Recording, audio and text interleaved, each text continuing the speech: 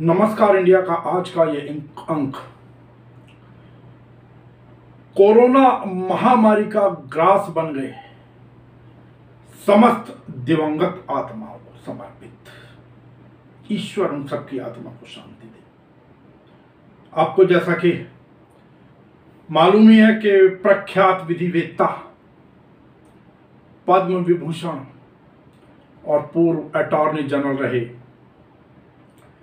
सोली सोराब जी का आज निधन हो गया।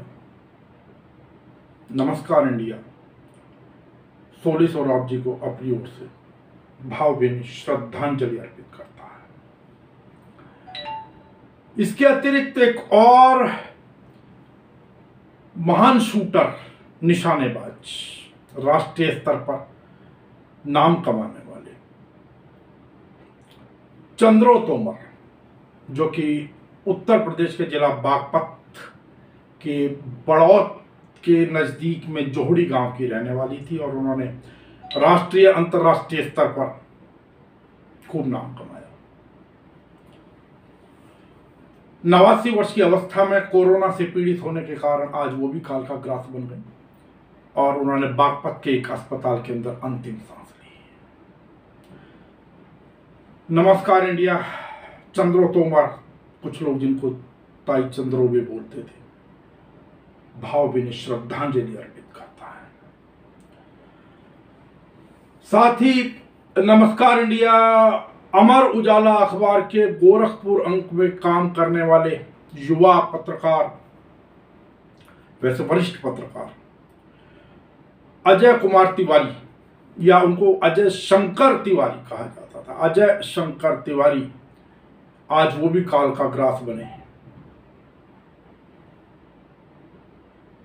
श्रद्धा सुमन।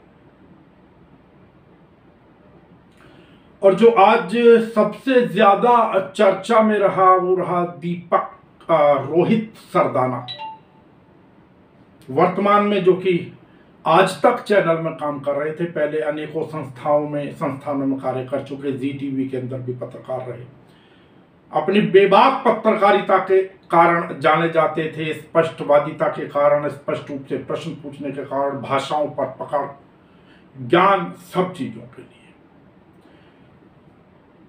जो कि अभी शायद 24 तारीख को ही अस्पताल में एडमिट हुए थे, 24 अप्रैल को ही।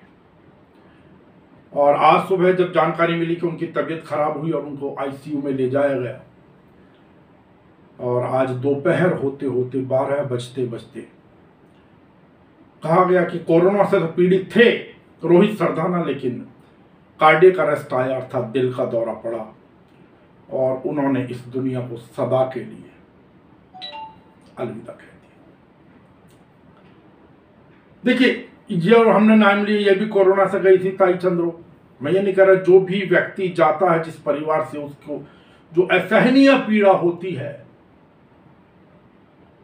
उसको शब्दों में बयान नहीं किया जा सकता। जिस प्रकार अजय शंकर तिवारी के वरिष्ठ पत्रकार, युवा थे, कुछ लोग जो अपना कहते हैं कि कार्यकाल पूरा कर कर जाते हैं, अपनी भरी पूरा परिवार छोड़कर जाते हैं, वहां तक तो फिर एक छोटा मोटा संतोष रहता होगा, लेकिन जिस प्रकार अजय शंकर तिवारी गए और अब जिस प्रकार ये रोहित सरदाना, क्योंकि बहुत चर्चित नाम था, रोहित सरदाना जिस प्रकार अपने 2 छोटी छोटी बच्चियों को छोड़कर मात्र 41 वर्ष की अवस्था, अभी 41 वर्ष पूरे हुए थे, 42वां वर्ष चल रहा था, सितंबर 1979 1979 का उनका बर्थ जन्म बताया जाता है, तो 41 वर्ष ही पूरे हुए थे। अंतिम समय तक भी मैंने खुद देखा था उनके कुछ ट्वीट्स थे जो वो सहायता कराना चाह रहे थे कोरोना पीड़ित लोगों की, लेकिन अब रोहित सरदाना हम सबके बीच में नहीं है। नमस्कार इंडिया भावभीनी श्रद्धांजलि अर्पित करता है रोहित सरदाना के प्रति। और मैं फिर कहूंगा, कह देना बहुत आसान है कि ईश्वर से प्रार्थना कि उनके परिवार को शक्ति प्रदान करे इस असीम दुख को सहन करने के, लेकिन वास्तविकता ये कि जिसके परिवार से कोई व्यक्ति जाता है उससे पूछिए अभी अवस्था क्या थी व्यक्ति की, उनके माँ बाप से पूछिए, उनकी पत्नी से पूछिए, और सबसे बड़ी चीज उनकी दो छोटी छोटी बच्चियां, एक तो बहुत ही छोटी बच्ची है। बताया जा रहा है कि भाई रोहित सरदाना उन बच्चियों को बाकायदा गायत्री मंत्र सिखाते थे, लिख लिख कर सिखाते थे। जब नवरात्र का समय आता था तो उन बच्चियों के चरण भी पखारते थे, आधी आधी जो भी कुछ है। लेकिन प्रश्न ये कि वो बच्ची एक तो बहुत नासमझ सी बच्ची लग रही है, कभी तो पूछेगी परिवार से, किसी दिन तो उसको जरूर आएगी कि पापा कहाँ है, या पापा क्यों नहीं आए, या पापा कब आएंगे। उस समय की वेदना न उन बच्चियों की मां पर क्या गुजर रही होगी, ना उसको शब्दों में बयां किया जा सकता है, ना उस बच्ची के दादा दादियों के ऊपर क्या गुजर रही होगी जिनके सामने उनका जवान बच्चा चला गया।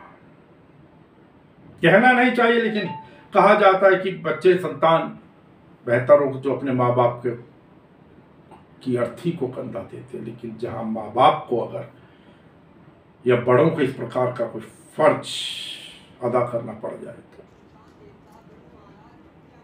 आज हालांकि शाम को उन्हें मुखाग्नि दे दी गई।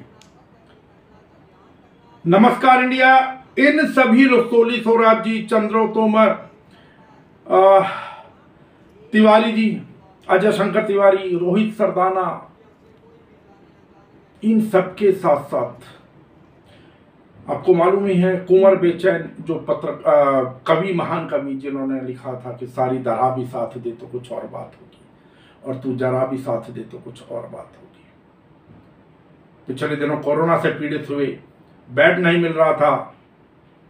कुमार विश्वास के ट्वीट के बाद एक भारतीय जनता पार्टी के नेता और पूर्व केंद्रीय मंत्री महेश शर्मा जी की अस्पताल में उन्हें दाखिल करा गया, लेकिन वो भी इस जंग को हार गए। जिस प्रकार दंगल में जिस प्रकार जीत कर एक रोहित सरदाना उठा करते थे, आज वो रोहित सरदाना हर शाम को 5 बजे फिर इंतजार हुआ और हाहाकार मचा हुआ एक तरीके से। परिवार तो परिवार, उस संस्थान को भी, लेकिन पत्रकारिता जगत के लिए एक बहुत बड़ा नुकसान।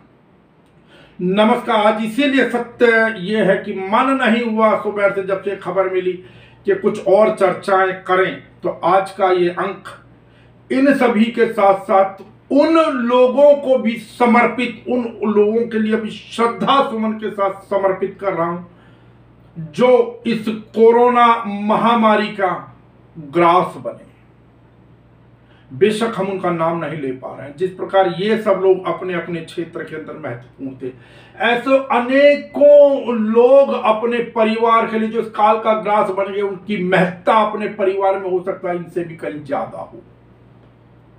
हर व्यक्ति महत्व रखता है अपने अपने परिवार के लिए। और दौर देखिए बीमारी का कि चंदन प्रताप सिंह एक पत्रकार रहे, उनको का अंतिम संस्कार करने वाला कोई नहीं, आखिर में पुलिस ने लखनऊ में उनका अंतिम संस्कार कराया। तो दुख की इस घड़ी में शब्द नहीं है। मैं आज के नमस्कार इंडिया के इस अंक को इन सभी महान आत्माओं को समर्पित करते हुए अपनी वाणी को विराम देना चाहूंगा। ओम शांति शांति शांति।